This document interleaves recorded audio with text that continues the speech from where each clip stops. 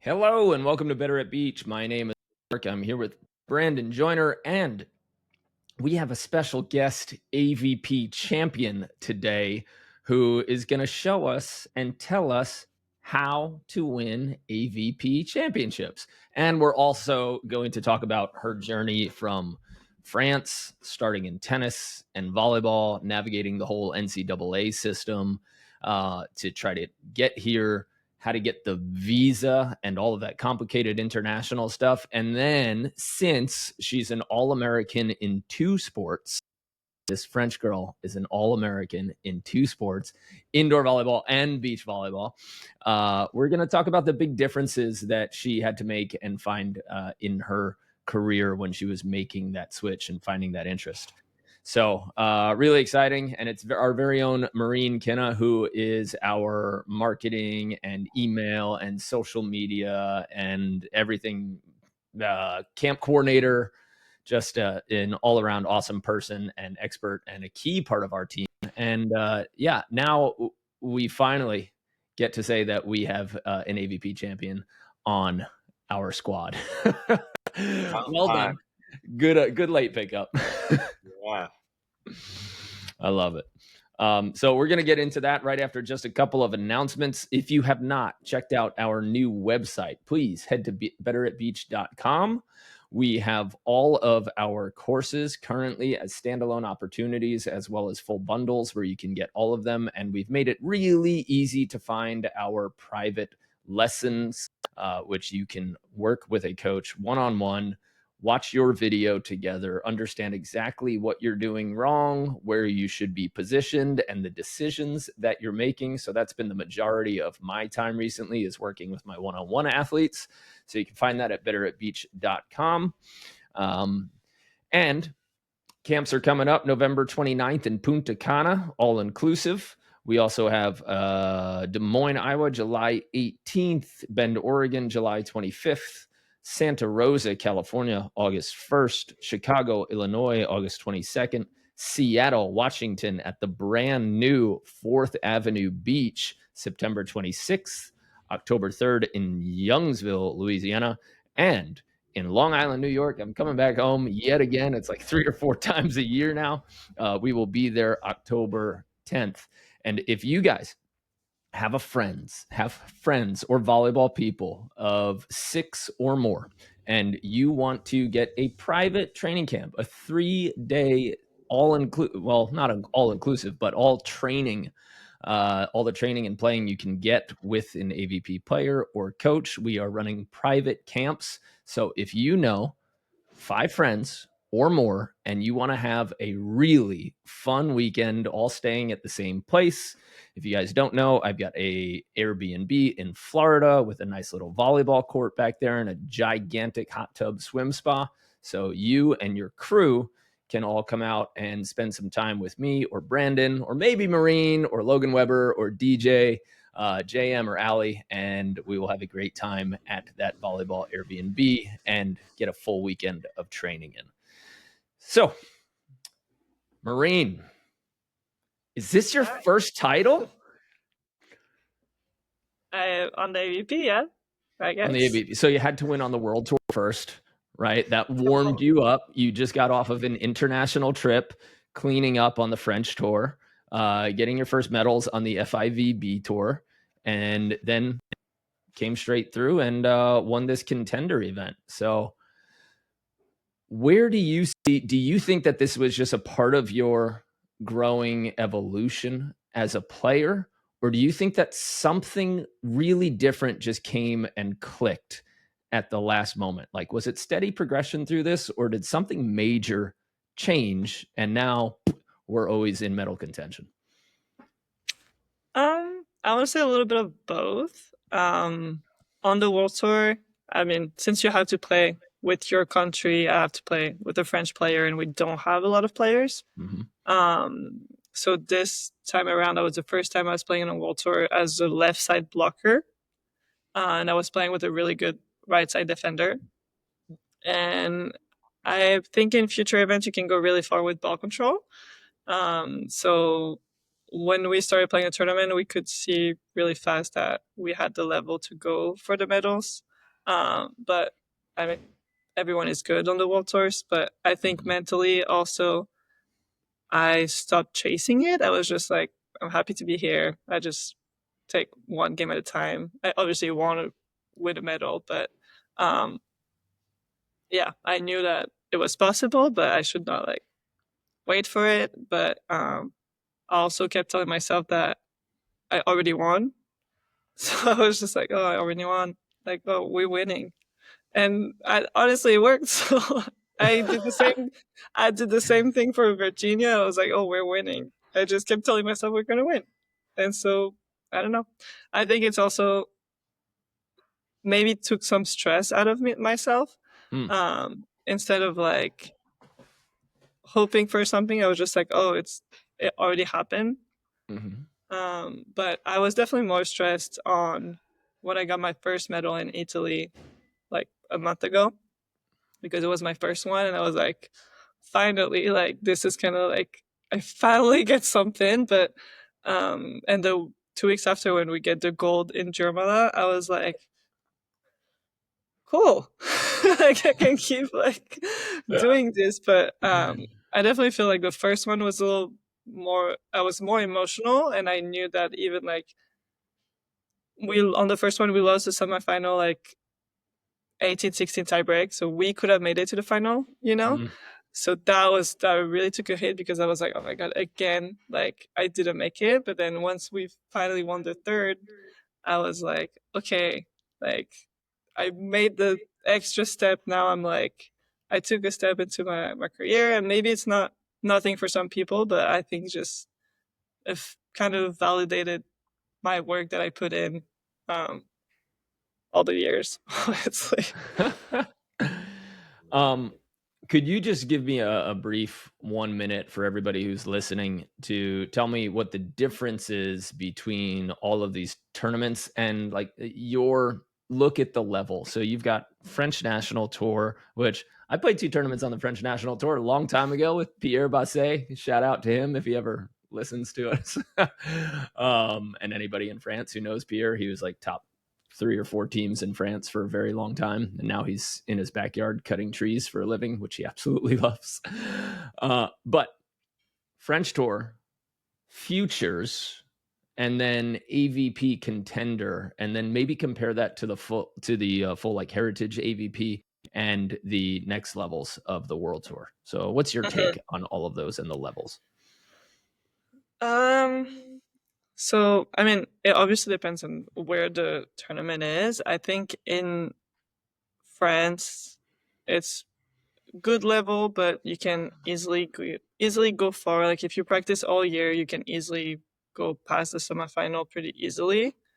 Um, we don't have as much players in France Mm. that plays like all year long. The girls that do play all year long, like they're good players, but it's not compared to um, the US. I think like I mean in the US, especially in California, you can play all year long, and now with the college system, like the girls are starting so young that the level is good really fast. Mm. And we also have more resources in the US for coaches and everything.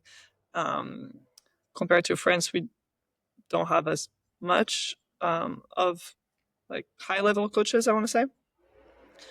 Which is Um, like a little bit wild because you guys have such strong national teams for indoor.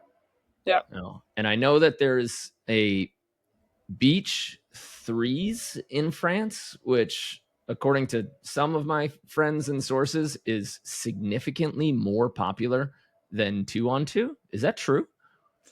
Um, yeah, I mean, I guess it's the threes. It's really fun because there's no rules. So all the indoor players that finish their season, they want to play threes because they can hit, you can set whatever, you can push, you can dunk the ball.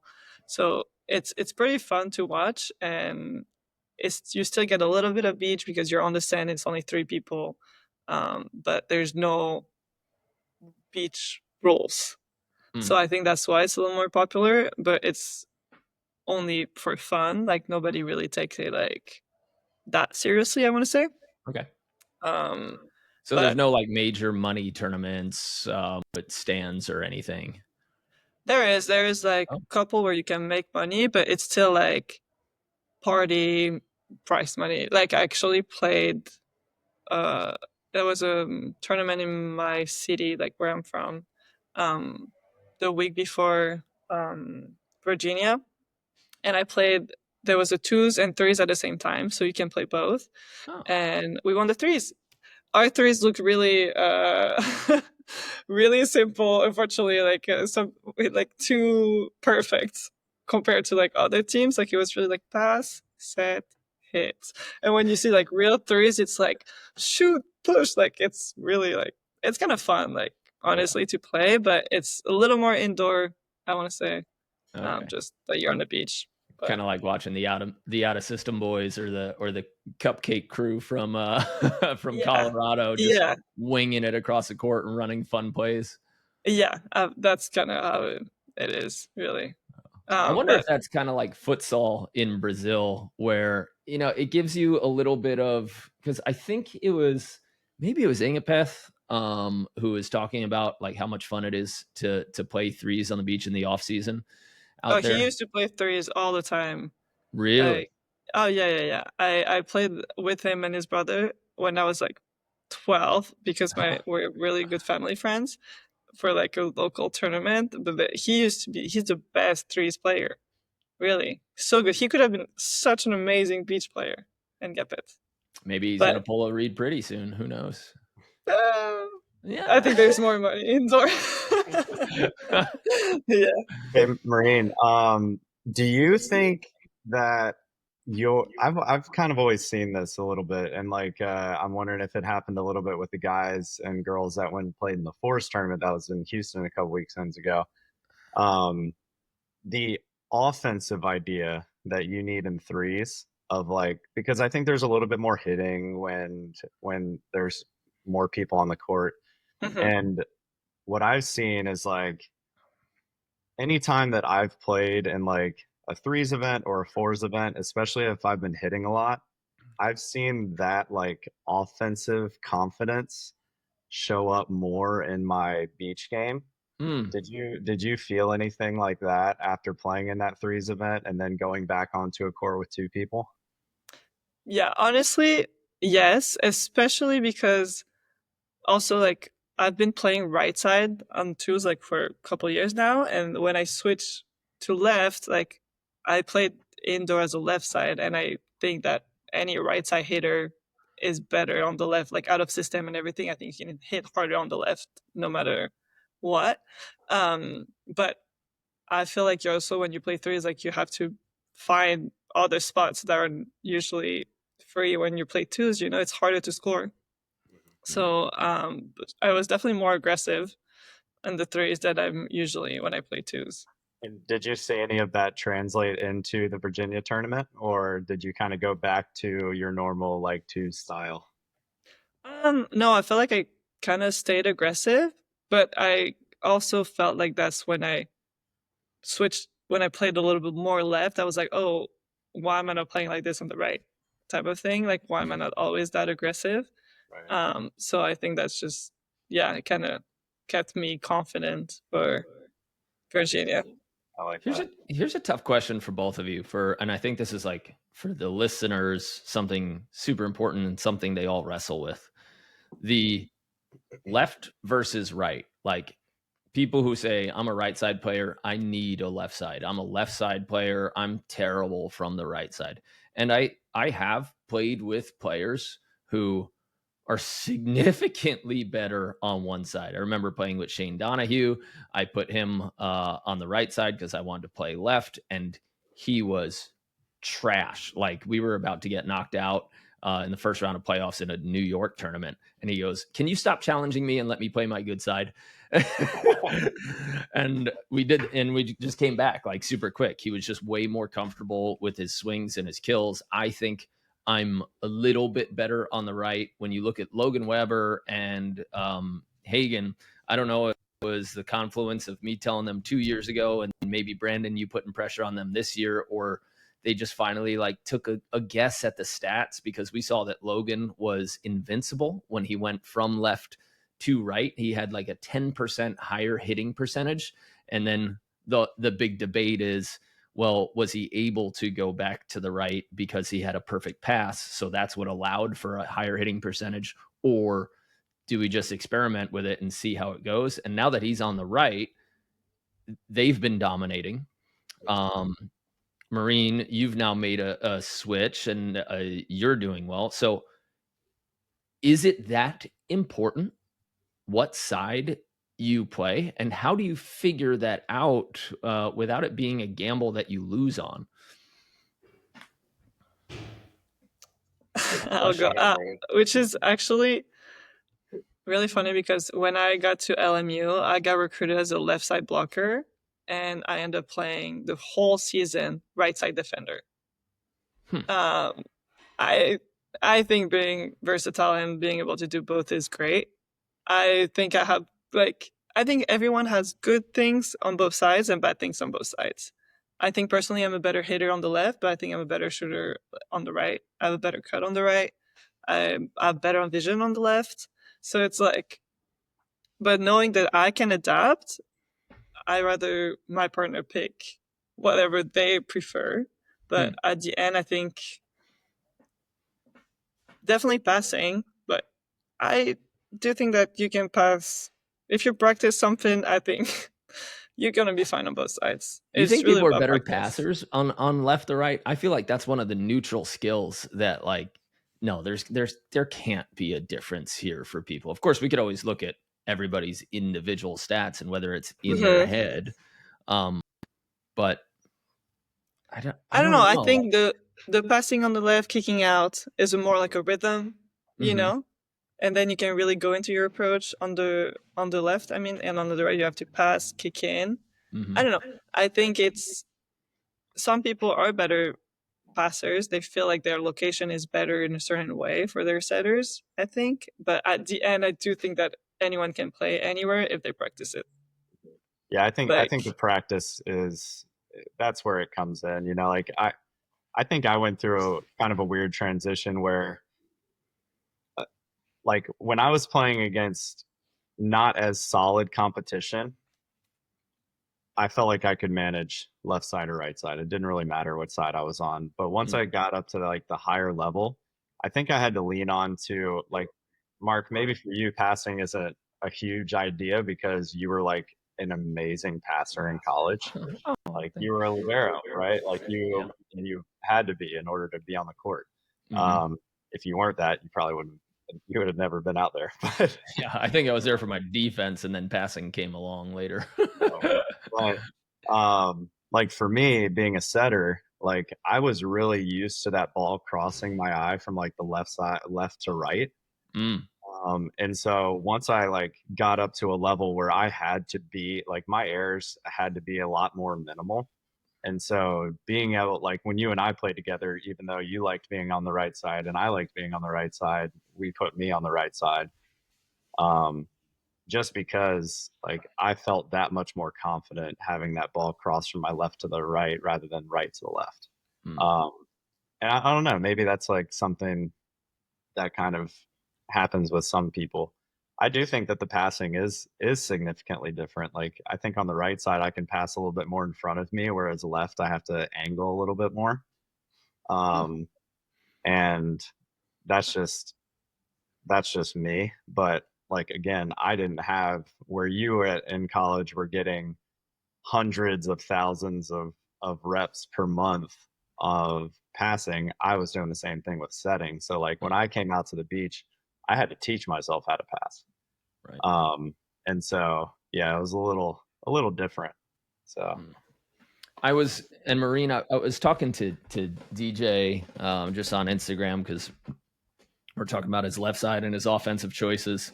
And one of the things that a couple of French coaches that I've paid attention to. So, and these guys are tennis coaches. And I know that some of the national team has this discussion that is just not a conversation in the US, is eye dominance. Like, which is your dominant eye? And if you guys don't know how to test your dominant eye, you can just Google how to easy test for your eye dominance. Basically, yeah, you hold a tiny little triangle with your hands in front of your eyes, look both, and then take that view. and then close one eye at a time.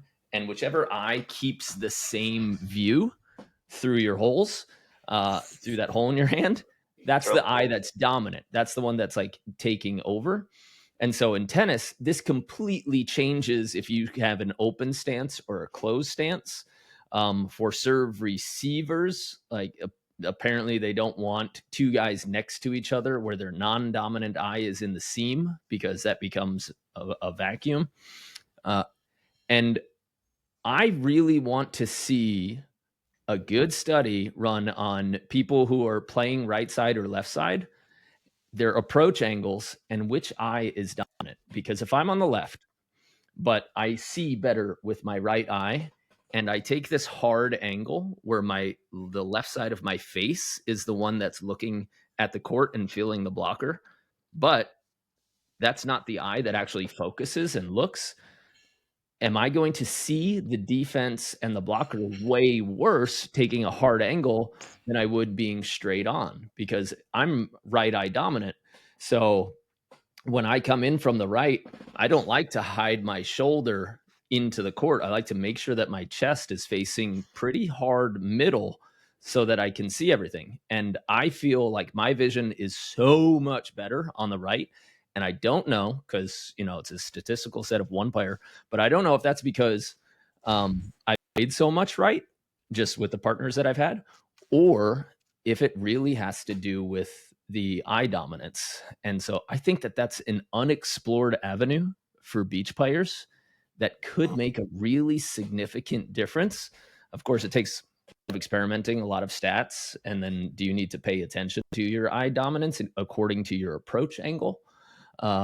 Maybe that's this untapped resource. But have you heard like eye dominance discussions? Because the two coaches that I've heard that from are both French. One of them's indoor, like national team, national level a while back.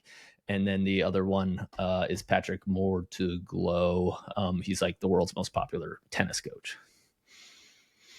I definitely heard about eye dominance, and now that I think about it, I agree. I do think that, like, for example, like me personally, I feel like I see better on the left, but I know like my eye dominance is my left eye, and I feel like I'm not as good of a vision on the right. But doesn't mean I can do it. Doesn't mean I can see. It's just that out of system wise, I'll have a better. But I do agree. I think that would be really interesting to test it out, because I felt like that could be true. If it's true in tennis and volleyball have so much similarities that I feel like that could. It's a ball, like you follow a ball, so for sure. Yeah, you follow the ball. At the same time, they're also tracking the defense. Yeah. So yeah, like I said, if you're the left side of your face and your hips are open to the setter, which we can have a whole discussion about that and how it's over translated into coaches, but like it should be open to the set with vision on the court, not necessarily open to the setter, open to the set, different discussion. But I think it's something worth exploring for people for vision, because you can, if you are left eye dominant, or sorry, if you're right eye dominant and you play the left side, like you can still see the court, but you might need a flatter approach, one that's more up and down instead of at an angle. And there are a lot of players that take that kind of straighter on approach. Some people kick way out, sharp angle, and they do it well. But if you find yourself really struggling, or you're not siding out as well on the left side as you do on the right, consider, instead of getting all of that space that you normally do and coming in at a hard angle, it's worth it trying to just flatten out your approach and going straight on, and maybe not kicking out so that you get that massive hitting window. Maybe you just ask your setter to keep it real skinny so it still ends up on your right arm, and then you have that vision available. So we can do a whole discussion on that. That was one of my biggest learnings from Thomas in college, was really figuring out that I was right eye dominant and I was a setter. So like I was always squared up to the outside pin, and I had to realize that like I had to delay my touch to allow that ball to cross into the right side of my body in order to have a correct finish. So like I had a lot of which I'm sure you can agree with. I had a lot of my decision making at the beginning of my career was very good, but my location wasn't really that great. And then I worked with Thomas and I found that this ball, along with a million things, I have my whole volleyball career to thank for this guy. But the biggest thing with me finding out location accuracy was allowing this ball to drop to my right side of my face before I made my set, because I was right eye dominant. And a lot of my sets I was taking from the passers and then trying to finish. So I was never truly finding the ball. So yeah, it's definitely, I've done a lot of work with it, and it like completely changed my game in indoor. I don't know. I think with beach it kind of naturally came, especially with me being on the right side a lot. But yeah, it was definitely cool. That's a cool conversation. I would like to somehow talk to somebody else and who's an expert and try to figure out more of that. Or maybe we can just run a poll of all the AVP and FIVB players, have them do the simple hand test for their dominance, and then see what happens. Yeah, like I could almost guarantee, if we, like, one person that I think about who always kicks out is Try. Yeah. And like I can almost guarantee he's probably left eye dominant. You know, like Troy, who has like more of a straight on approach, I bet he's probably more right eye dominant. Like that would be really cool. I'll have to text those guys and see maybe if we can get some answers from those two. Yeah. I have a quick question. This is kind of backtracking to kind of how we started the episode, but I was kind of thinking about your evolution in the game, because were these tournaments, were those your first wins that you had this year? or even like since you've been in California? I mean, it was it was first of the year, but I played last year. I played. Did you like CBVAs or anything like that? Oh no, like since January. Yeah, those were my first ones. Okay. Because I was kind of thinking about that. I think it's kind of interesting because, like, Mark and I, where we grew up on the East Coast, we got to play in like a lot of these local tournaments. And I'm sure the confidence that we had as volleyball players a lot of it came from winning those small tournaments. But I was just thinking about you coming from college, where it's kind of an interesting format of like, you're a part of a team. Sometimes you guys win match, or like win, I don't know, what do they call them? Duels. A duel. You win a duel, but sometimes you can lose your game. Yeah, and still win. Yeah. And then moving straight into like CBVAs are tough out here. There's a lot of competition, and it's just an interesting tournament. So when you were talking about your confidence and going into your events of being like, I already won, like, how did you get to that point? And like, did anything happen prior to the last couple years that you decided like, I need to make this change? Or like, did you read something or something come up that really made you start thinking about tournaments that way? Yeah, I mean, so after my first year at LMU, that's when I started playing on the World Tour. And when I came at LMU, I had no expectation. I just wanted to play, never got coached in beach volleyball. I was like, I want to make the fives, you know? And then, so I had like no expectation, don't know any of the girls that I'm playing against. I was like, okay, this is just, I'm competitive, you know? I just want to win. I don't know. I'm not scared of anyone because I don't know anyone. So that was like, so that first season, I mean, it was great because really I had no expectation of myself, you know, and just the fact that I was like exceeding like other people's expectation, I was like, well, great.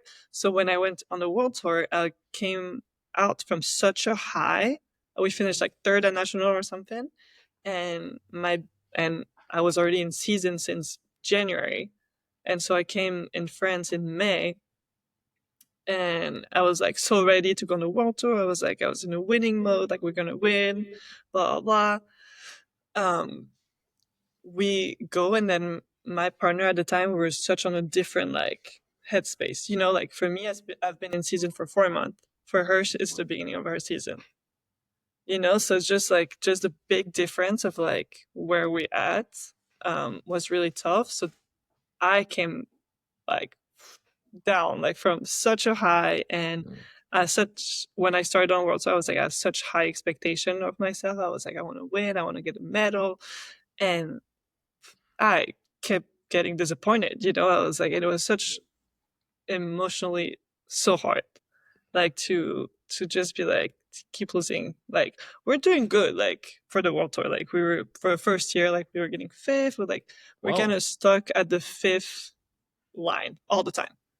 We did so many events and like fifth, or like ninth, fifth, never past a quarter.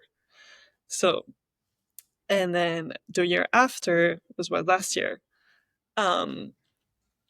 we passed the quarter for first time. So it was like already there, like during that first year and second year, I was like, okay, the goal is pass the quarter, pass the quarter, pass the quarter, and then pass the quarter, finish fourth.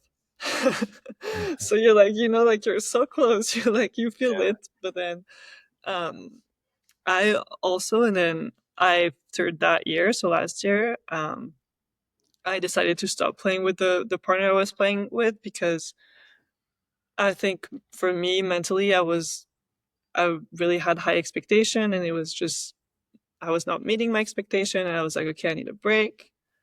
I'm gonna stop. I stopped playing volleyball for 3 months, completely.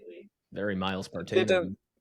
and then, and then I got the news that I was allowed to play AVPs now. So that kind of gave me something else to pursue, another motivation. I had more opportunity with partners. And from there, then I was like, okay, that's it. Like that, I have nothing to prove again. So I was like, okay, last year, first season, official season in AVP, I qualified for all the events, and 3 different partners. So with I qualified in Huntington, Devon, Sauer, we have 1 practice before the tournament. we both were like, okay, let's just do it. And then so that was so fun, you know. And then when I saw that I was able to do that, and since I saw that my mentality was just like, let's go for it. We'll see what happens. And I was like, okay, I need to keep that way, because this is when I play my best, is when I'm not worried too much. And then when I just started to tell myself on the water, I was like, okay, we're winning. Like, that's it. Like, I'm fine. Like, we're already winning by being here, you know? I think that really helped me, like, just stay calm the entire. I love How that. do you get yourself to stop worrying? Like, so we have, I mean, I know the tools that we have and we give to our athletes. We have our Mastering the Volleyball Mind course, which for me turned out, like, after I built it and then followed it myself, along with some mantras and then just like quiet, calm confidence, there was a big shift in my energy conservation and efficiency and not getting wrapped up, because after so long, you just you start to look at yourself and those voices creep in of like, how much time have you given to this? And this is all I've done. Like, this is where I'm at, and I can't get over this hump. And then for me, that mental course really helped a lot with my side out. But when you specifically are in that mode of teetering on losing confidence, why am I here? I can't believe I've got this many hours behind this sport, and I this is my finish. Which for you, it's at a completely different level. But for everybody at home who's a BAAA Open player and getting those same finishes, I can guarantee you, I 100% promise you, that even at the AVP, when people are the top 5 teams in the country, their minds go through the exact same self-doubt process. Like, don't think that they're any different than you are when you're, about to, like, maybe lose to go to the playoffs in your B turn. Those questions still come in the same way for pros, but for you specifically, Marine, how how do you fight that, or how do you calm yourself down? Because that's not an easy thing to do, to say, yeah, I want to win, I expect to win, but I can't need it too bad. So what are you telling yourself? What was the mental change? I think my biggest mental change was to stop thinking that I'm expected to win against a team. Like, oh, like this team is lower level, then I should beat them. Like, oh, I should beat this team. Oh, I should beat that. Like, I was just like, everyone same. And then I'm just going to focus on my game. And from there, then I think my focus was just like on myself and like my partner, like what we're supposed to do. And then once the game started and you figure that out, I think it's pretty smooth. But if I start worrying about, oh, like I shouldn't lose against them, then that's when I'm like getting stressed, like my body gets tense and everything. So Been there. Yep. yeah. So just telling myself that anyone can beat me, like everyone is good. I just tell myself that everyone is good. Then I should just focus on my game. And like based on that, that really like helps me not to worry too much. And obviously it still happens. Like there's always moments of doubt where I'm like I'm like, oh, like I should beat them, but then I'm like, they're also like playing a good game, like it's just like self-reminded that obviously everyone wants to win, and like I can't always expect that I should beat people. Like so Well, we see that all the time, right? Like that definitely happened decades ago with me and Hudson, where, all right, you're in the main draw. Now you play a team out of the qualifier. Just because you've been in the main draw for like 2 or 3 tournaments, you think that you're above this level. We saw it with even Evan Corey and Logan, where they just absolutely dominated the contender series. And then they're solidified in the main draw. And now they're like kind of dropping to those lower level teams for a bit. And you saw the frustration build with them. So it's really hard to be proud of what you've done and where you're at, but also not say, this is a team I'm expected to beat. Because if you have that, then any lost point just eats at you, and it builds that huge frustration. But in point, when you're doing it, how do you bring yourself back to that? When you say, we want to focus on our side, I want to focus on me. Wait, could you unpack that a little bit? And what is the actual conversation that happens in the back of your mind? And then how do you get out of it or steer it? Yeah, I think I like to communicate a lot with my partners. Like I definitely cannot do this alone. And I'm pretty vocal about before the games or before who I play, or like before who I'm going to play the season with. We talk about like, okay, if I'm struggling, how do you want me to communicate with you? Like, how can I help you when I'm struggling? And same thing like for me, because I think like during a game, if you haven't had that conversation, it's not the moment to have it. Like during like, you should already know how to interact with your partner, like know yourself. How can other people help you get out of your zone?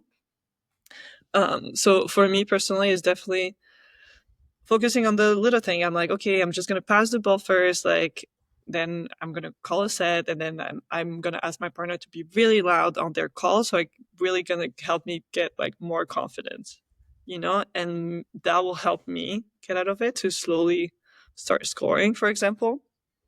But I know that, for example, if my partner is struggling, I like to really give them like exactly what they're doing in defense.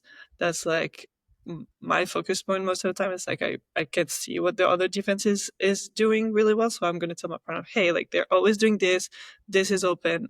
If it's open, I'm going to tell you this word, for example.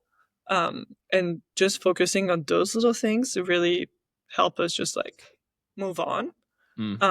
But also like taking the time between points when I'm stressed, like this is the time that I'm gonna fix the line, I'm gonna go clean my sunglasses, and sometimes, like for example, this happened this past weekend. Like I was getting served, we were up by a lot, and then they were getting back, and I was like frustrated, and I was like, Chloe, go clean your sunglasses. I was like, it was super hot. I was like, just go clean your sunglasses because it's like, that will help me reset. And she was like, okay. And then go and clean her sunglasses, but like those little things, I think helps me personally. But I think it starts by knowing your partner and like having that like team chemistry. And I talk a lot about to Chloe about that is like, by playing with multiple people, I realized that for me, when I play my best is when I play with someone that I enjoy being with outside the court too. It's not easy, and it's like, I obviously, like, when you travel, you spend so much time with that person. But it's really hard for me, like, to be with someone that I don't like. For example, on the court, when you're with someone that you appreciate off the court, I think you really care about, like, you have the same goals, you really care about each other. And I always tell Chloe that no matter how we say what we say, like, we have to think of each other, like, we always want the best for each other. We have the same goal, we always want to win. Like, so this is what I keep telling myself. And I think it really starts by communicating with your partner so they can help you when you struggle. Yeah, Yeah, and help you in the way that you want to be helped, right? Yeah, exactly. Like, for example, like, for me, I do not need someone to be like, oh, poor Marine, it's okay.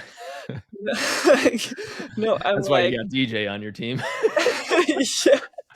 Like, I like to be like, kind of like, shake up, like, hey, like, get out of your head, like, this is what you need to do, you know that will help me more than someone that's just like, oh, next one, like, it's okay. But I know some people need that, some people need to be reassured.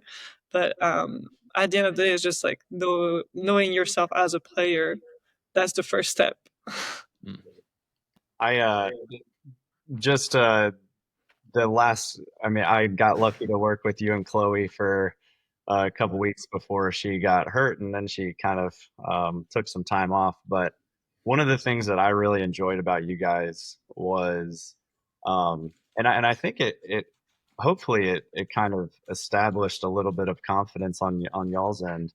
But at the beginning, like the first 2 or 3 practices that I had with you guys, um, I was just I really tried to get the point across of like, hey, like, we're not here to win practice.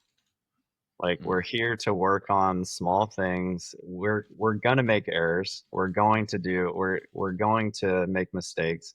But as long as we're kind of working towards something new, then that's the way to improve. I think a lot of the teams on the AVP, um, they just continue to try to do the same thing, right? And then they get the same results, and then they're confused why. They're like, "Oh, I'm putting in all this time," but like, if the time isn't put in the right direction, then you're just kind of wasting time.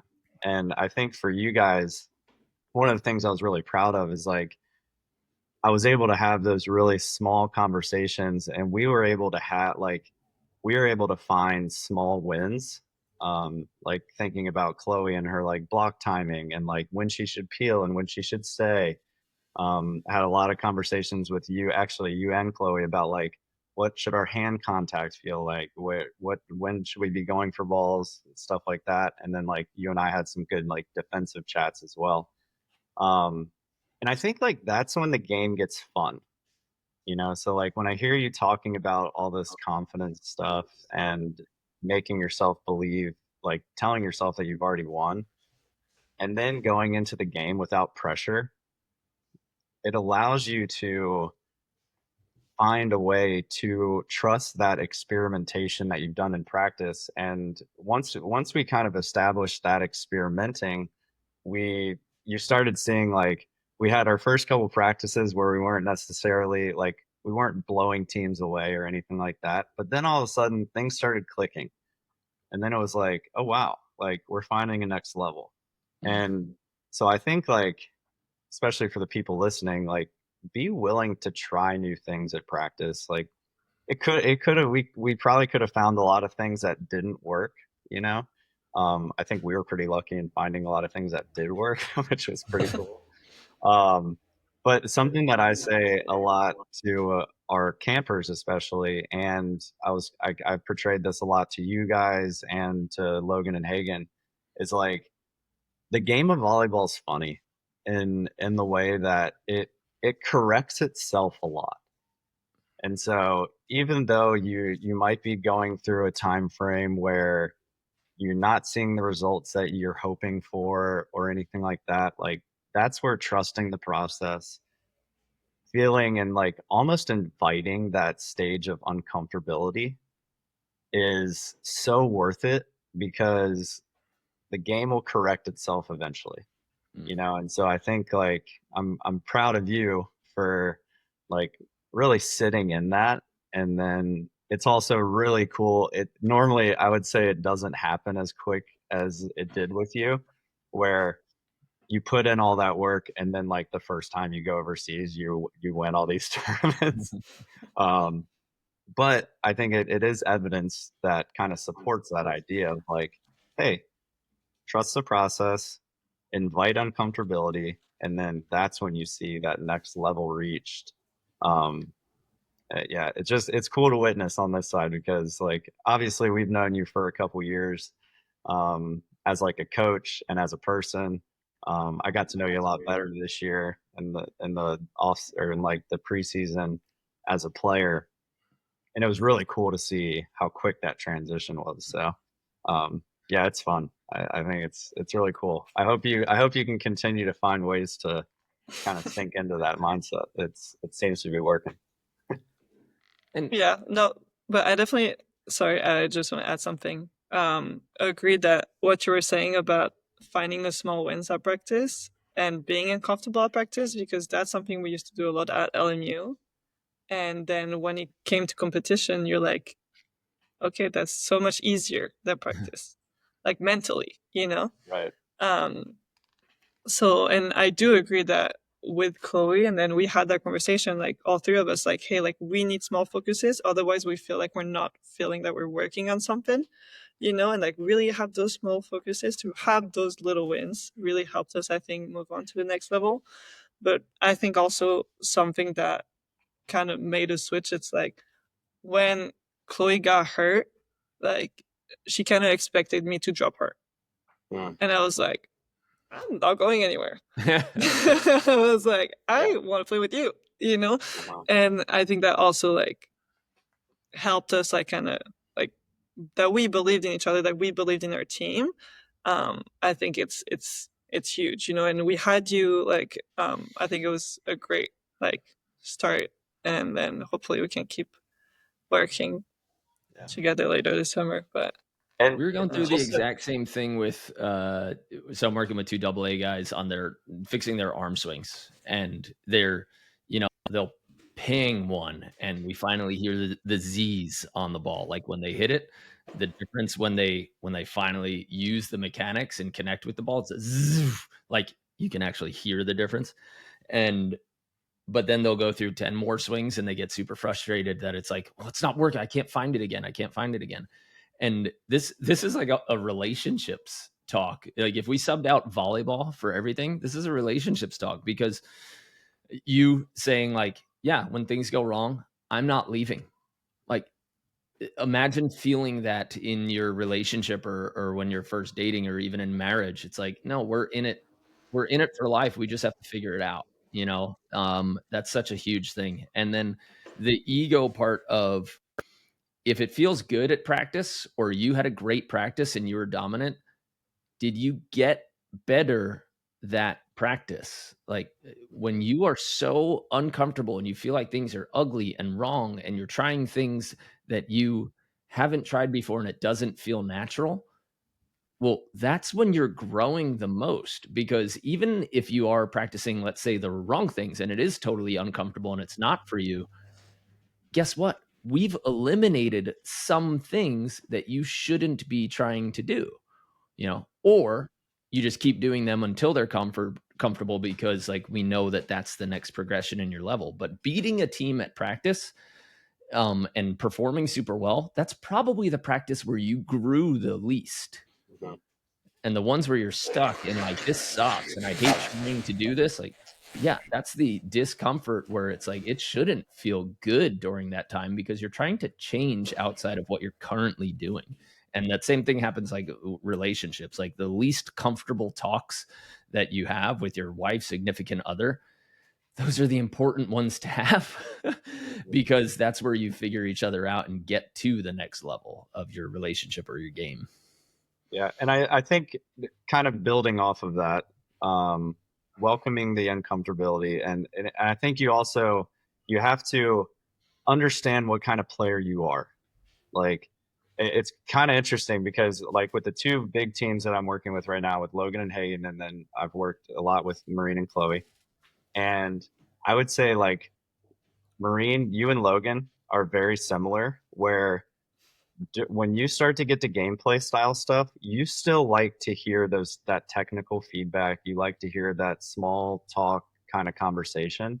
And then Chloe and Hagen are kind of similar, where I just need to give them a reminder of what they need to focus on throughout the game, but also let them know that it's okay to let the dog out and just go compete. Like, don't extremely focus on being perfect. Know that you have the focus, but I also just want you to play. Mm. And so, and sometimes I think maybe it can be a personality thing. I was more of a technical guy, and then once I found my flow, I could move into a little bit more like just play. But I think for players, understanding what type of player you are, that's important as well, because at the beginning of the year and we kind of felt this frustration a little bit with Chloe, where she was like, I feel like I'm just focusing too much on this stuff. And I remember we had a practice where it was like, okay, next practice, I'm going to give you some stuff that you need to think about, but also just go play, just go do those things. Same thing with Mm. Hagen. And since we kind of defined ourselves as those kinds of players, I think that's where even another level can be reached of like truly understanding how do you comprehend and then how do you put that out into performance.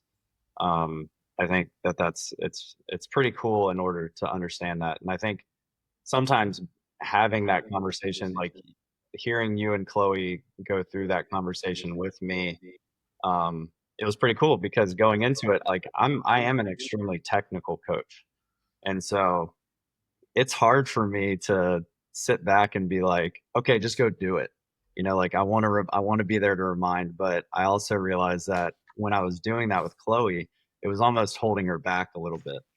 Um, and so having that conversation apart with all of the relationship and trust and happy or go get it kind of conversations, that all of those things matter. Mm. So Well, guys, we have got to get going. We've got our member meeting, so we want to go through some of Marine's video in there, and our members are wrapping up their setting course, and we're getting into our jump and arm swing mechanics block. If you guys want to join and be a part of that, number one, you could get the standalone course at betteridge.com and work through it on your own.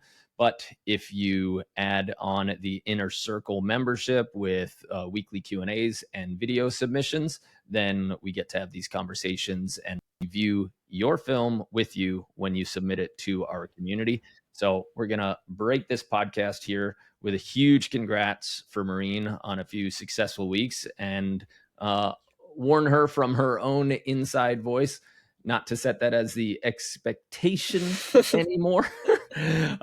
But just to play free and play each match like it was its own, because we all know that there are millions of other volleyball players coming up, and there will be new ones that you've never heard of come out onto your court, and they'll be rock stars and you'll expect to beat them, but they are just as hungry as you are. So controlling your side of the court and then calming your mind. If you need help with the mind part, check out the Mastering the Volleyball Mind course, where we'll walk you through all of these steps that you should take to get that, to gain that confidence and to stay calm in those tough moments.